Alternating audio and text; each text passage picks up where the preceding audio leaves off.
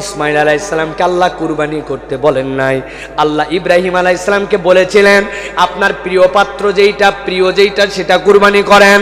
ইব্রাহিম আলাইহিস সালামের অনেক উট ছিল, তিনি মনে করলেন এইগুলা উট কুরবানি করলে আল্লাহর প্রিয়, এগুলো আমার কাছে তো ভালো লাগে। 100টা উট কুরবানি দিলেন, হয় নাই। আল্লাহর জন্য আবার স্বপ্ন দেখালেন, আবার কুরবানি দিলেন, হয় নাই। বুঝে ফেললেন আমার তো সবচেয়ে প্রিয় হযরতে ইসমাইল।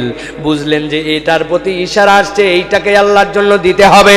ইসমাইল আলাইহিস সালামকে বললেন, ও আমার সন্তান, আমি এরকম স্বপ্ন দেখেছি।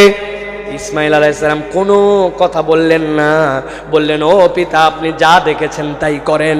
নিশ্চয় আপনি ইসমাইলকে অস্থির পাবেন না, ইসমাইলকে দেখবেন ধৈর্যশীল। আপনি আল্লাহর জন্য যখন আমাকে কুরবানি দিবেন, আমি একটুকু নড়াচড়া করব না।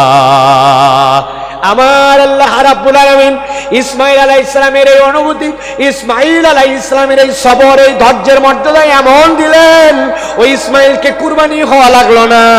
ইসমাইল আলাইহিস সালামের শুয়ে পড়া আর ইব্রাহিম আলাইহিস সালামের ইচ্ছা, আল্লাহ তার সমন্বয় করে এই ধৈর্যের কারণে জান্নাতি দুম্বা কুরবানি করে দিলেন। ইসমাইল যদি সত্যি সত্যি সেদিন কুরবানি হয়ে যেতেন, এমনও হইতে পারত এই দুনিয়ায় যার যার বড় সন্তান, যার যার প্রিয় পাত্র, আল্লাহর জন্য বছরকে বছর তাদেরকে কুরবানি করে দেওয়া লাগতো।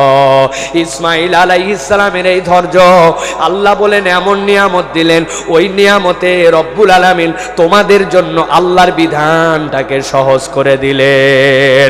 এই জন্য কোনো ব্যক্তি যদি আল্লাহর বিধানের উপরে ধৈর্য ধরে, আপাত দৃষ্টিতে মনে হয় সমাজ বোধহয় তার বিপক্ষে, বাপমা বোধহয় তার বিপক্ষে, দুনিয়া বোধহয় তার বিপক্ষে, অনেক কঠিন হয়তো আমার জন্য। আল্লাহ বলছেন আল্লাহর বিধান কঠিন নয়, একবার যদি এরপরে ধৈর্য ধরতে পারো, রব্বুল আলামিন তোমার জন্য দুনিয়া আখিরাতকে সহজ করে দিবে।